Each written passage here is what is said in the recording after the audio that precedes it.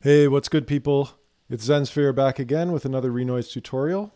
This time going to show you guys how to do windowed sync synthesis in Renoise using single cycle waveforms and a few CPU cycles to create sounds like this.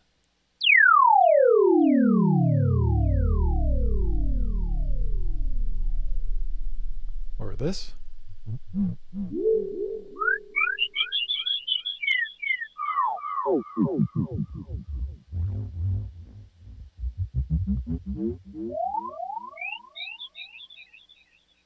Or this.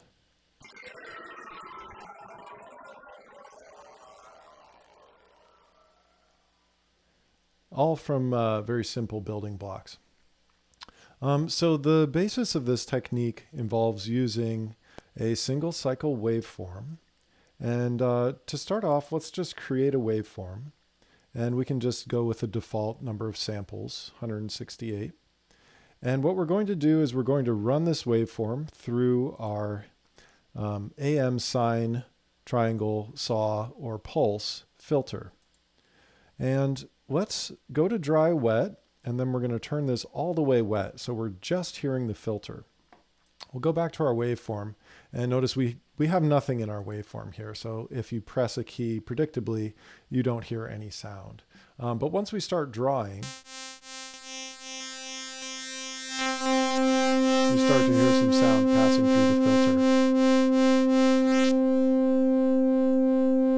Now, this sound, this waveform is essentially acting as an amplitude envelope for the passing of the frequency that the filter is tuned to. And we can hear this effect quite clearly if we pitch our waveform down at pretty extreme values. All right, so you can see as the playhead passes through the sample, it raises an amplitude, and you can see and hear how the amplitude of that single frequency rises and falls. Now, if we go to our note parameter on our filter and change the note, we're still moving at that same frequency, that same rate, but we're changing the pitch of this sine wave that the filter is generating. Now, the interesting part comes when we increase the pitch to audio rate frequencies. And we start getting interesting sidebands appearing, more rich harmonic content, and all kinds of interesting artifacts that we can use in creative sound design to generate some interesting tones. Now, that's the technique in a nutshell. There's a lot more that you can explore with it. So for instance, the shape of the waveform can make a big difference in terms of how it sounds. So this is kind of a more or less a classic windowed sync shape. And I should explain what windowed syncing is. The window essentially means that it begins at 0 amplitude and ends at 0 amplitude.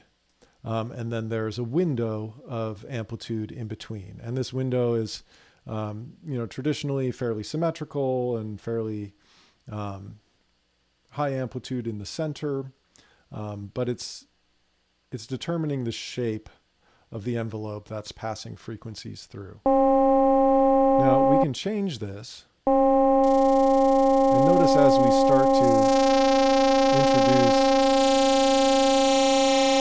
some discrete jumps, we change the character of the timbre quite a bit. And if we smooth this out, it smooths out the sound. Going back to our modulation tab.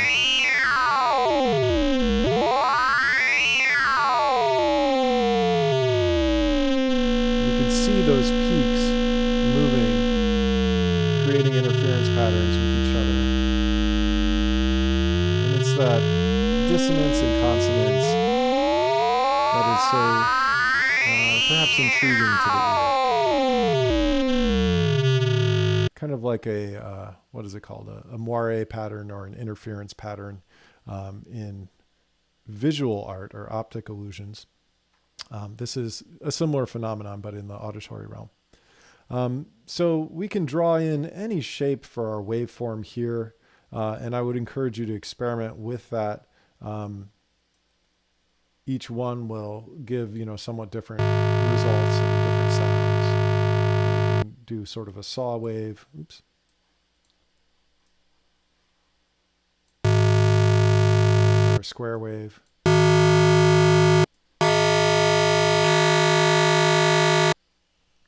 And if you want it to smooth, just fade it in and out, and then you have your window again, and it'll smooth out the sound a little bit.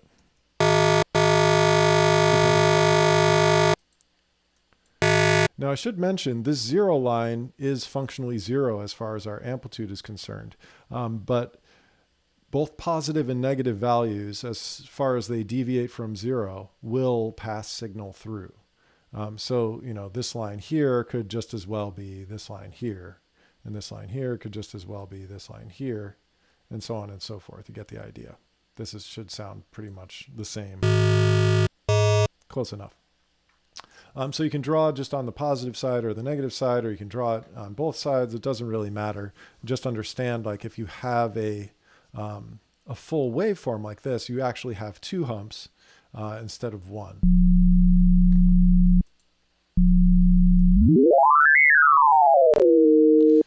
Forgive my CPU crackling here. OBS takes a lot of resources on my rig.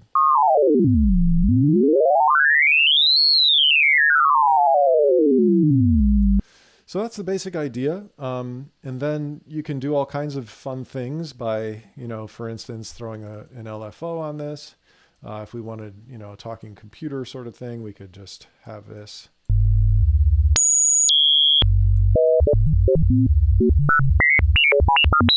Classic sci-fi bleeps and bloops. Pretty easy there without having to muck about with a resonant filter. Or we could, have a pitch dive like we had in this first example sound. All right, that's basically all that this sound is the sine waveform passing through the AM sine filter and diving in the note frequency, and I don't think I did anything with the pitch, and then it's just running through a delay. So very simple sound, but pleasing to the ear.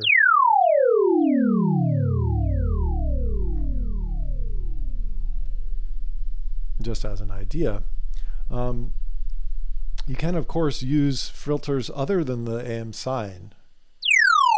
So we can change this to a triangle wave that's passing through.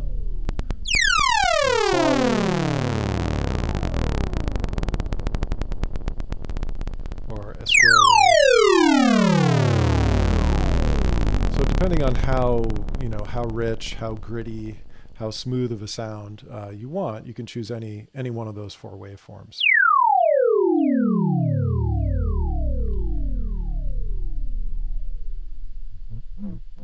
And then you can do all kinds of tricks with macro automation to make the sound more interesting and affect it in various ways.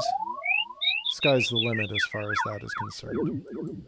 Right, this one has a little more complex routing. I'm sending it through a chorus and a delay, and using my macro control doofer, which you can pick up on my Gumroad in the link in the description. If you're interested in being able to self-contain these macro automations within your instruments. So there's no sequencer information moving these knobs. It's all just held within LFOs in the macro controller. So if you're interested in that, check out my Gumroad. And yeah, that's basically it. The technique, you can experiment with it. It's really interesting if you modulate the pitch as well as the note on the filter. So for instance, let's, so we're modulating the note value on the filter. But then let's also modulate the pitch here. And let's turn this up to a more extreme value so we can hear what's going on.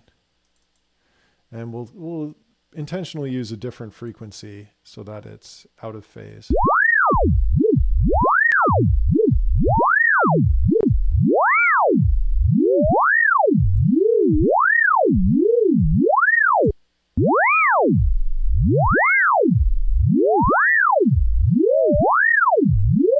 So you get some interesting effects there.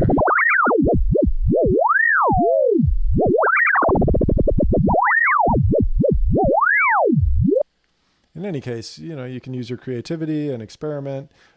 This technique is pretty versatile. You can get some interesting filter-like sounds, some nice robotic type sounds, sort of classic sci-fi sounds, all of which can be useful in in the right context. So yeah, that's what I got for you today. Hope you enjoy. Hope you learned something. Go make lots of music, and we'll see you next time. Thanks. Peace.